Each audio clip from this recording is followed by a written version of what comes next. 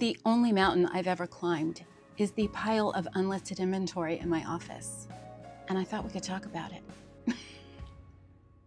Let's get to learning.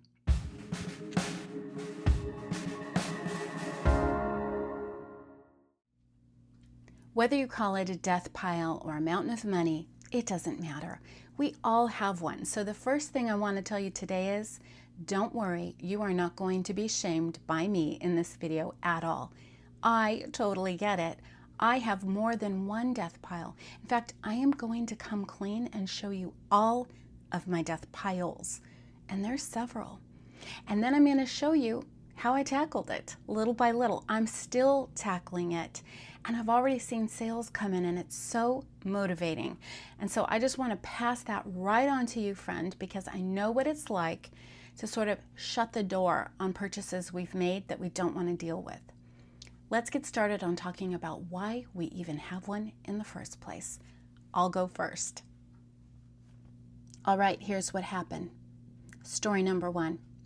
I bought this huge lot of vintage clothing from this awesome estate in LA. Shortly after I got everything home, my back went out and I could not photograph clothing because, you know, you've got to stand up, stretch, measure, get the measuring tape going, pack it down, weigh it. I could not move like that. So those things got set aside. I still have a suitcase full right next to me. Okay, so then I started sourcing hard goods.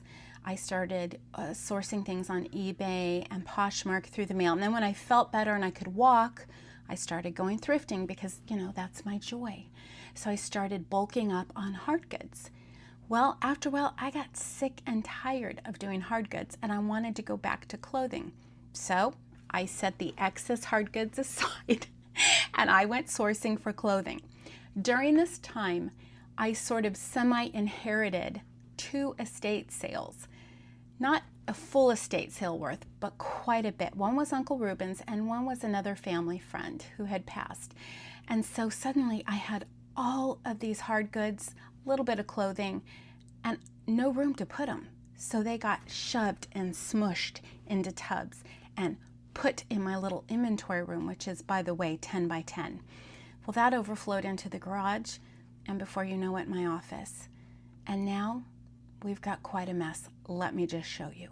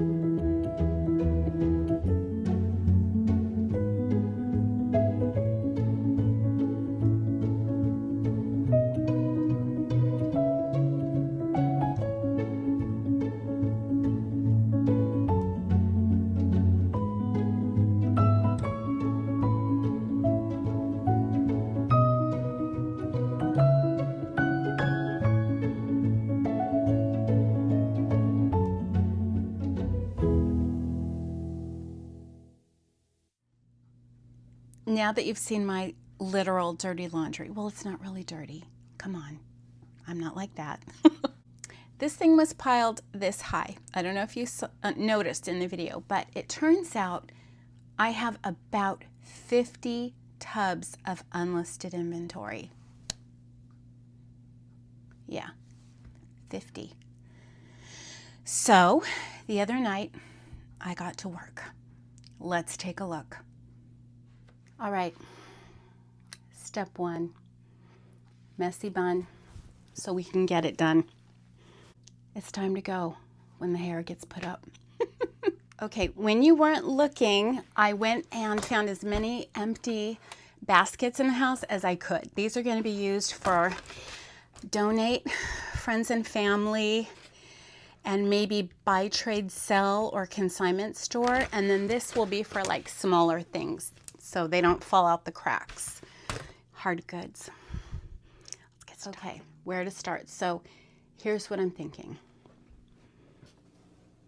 All the loose stuff piled up, we're gonna start there because It's just untidy. And I think once that gets put away, it'll motivate, because it'll clear up some space, even if it's just a trick of the eye. You know what I'm saying?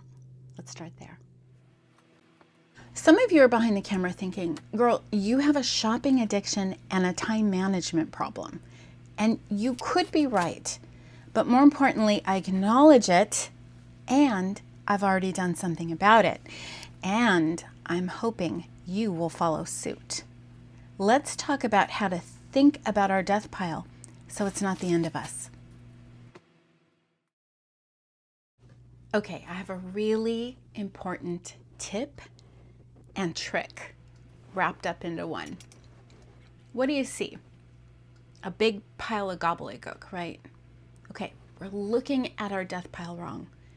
We see that instead of what we should be seeing. Somewhere in there is a St. John Santana knit dress that some woman in Kalamazoo needs for her holiday party, and I've got it held up in my death pile.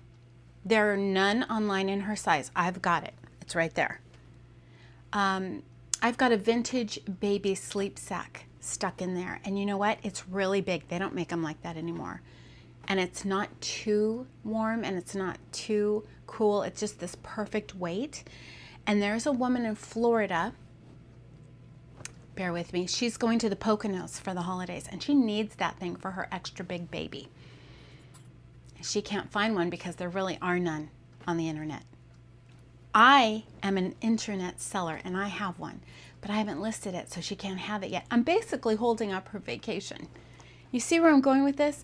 We have quality items in our death pile that we picked up because we know what we're doing, but we're over it. Or maybe some of them have a few issues that we need to, do a little mending or a little cleaning, and we're just not feeling it. The problem is our buyer is waiting and we're just sitting on it.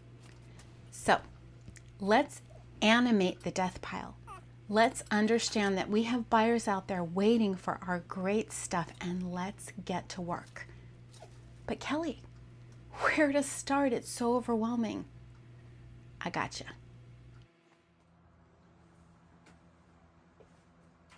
You should start at the top of the pile. I know, right?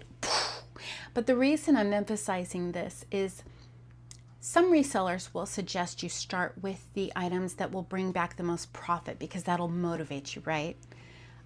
You're excited because you know that they'll probably sell quickly and for a good sum. Other resellers might tell you start with big items because they take up a lot of space.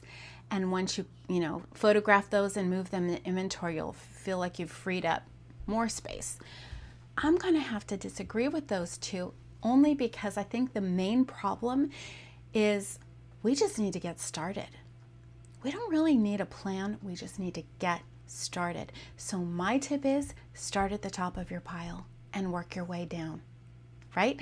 The only place we're going is down in a good way. So start at the top of the pile. Yes, this is unlisted also. So, I'm going to start with hanger number 1 and I'm going to go. Or I'm going to start with the chandelier on top of this pile and I'm going to go. If it needs to be cleaned or mended, I'm going to take the time in the beginning to clean or mend whatever I pull, unless it's too much, and then I'm just going to get rid of it. I'm going to donate it, or I'm going to throw it away if it's beyond repair. Okay? That might be controversial, but what you need is just to get some traction. You just need to get started. And once you do the first couple, you can't believe it. It's going to be hours, and you're going to look up and go, wow. That's what happened to me the other night. Let me show you. Okay, here's what we've got so far. We've got a big pile right here of need to list today. I'm not going to get through it, but I'm going to start there. I've got giveaway, donate, and I've got down here some hard goods that I need to list. This pink pile right here is going to be next season, like spring. So I'll start listing that probably in February. I had a little trouble deciding what goes in that pile because some of it could potentially, it's still really hot here in Southern California, so it's like, should I just try and get that up real quick? That's a decision I have to make. This is a pile of I do not know what I'm gonna do. And nothing's going in the trash yet, but don't hold your breath. I think we may be getting there. So I need to clear space, and I'm gonna start right here. That process took me less than 15 minutes. Fantastic. I love making this kind of progress.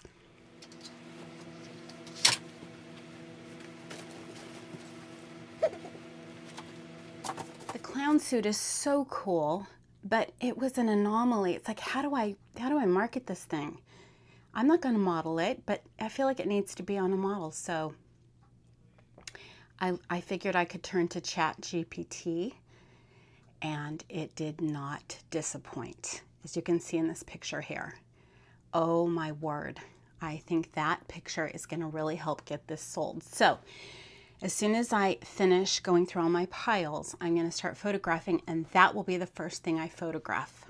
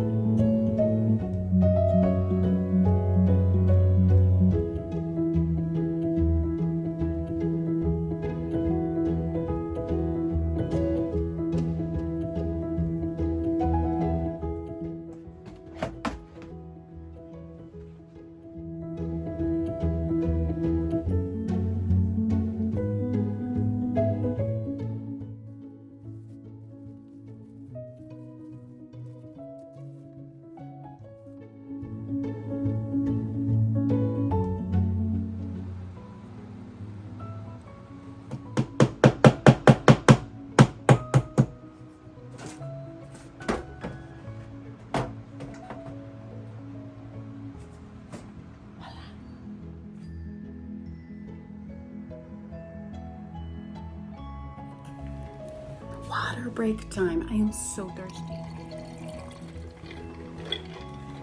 So good.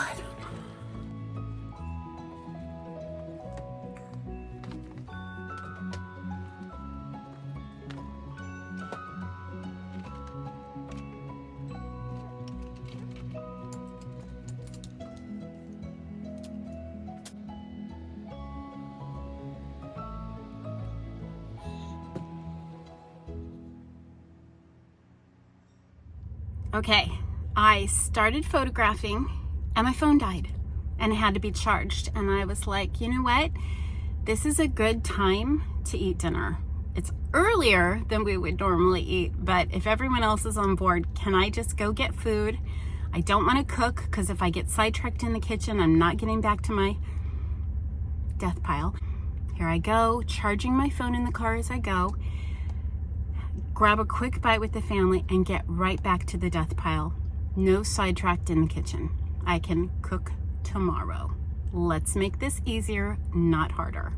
I'm gonna run into Dollar Tree and get some craft paper and tissue so I can finish doing the shipping. Okay, I've got my paper and we are on our way to grab food, get home, and start working again. Oh, that sun is bright. You cannot believe what fell off as I was coming out of the store. This is my microphone, which I don't have on right now, with the tiny backing, little magnet. This is a lot of money. And both pieces fell to the ground, so I'm so happy I found them and they're in good shape. Kelly, take your stuff off before you leave the house. All right.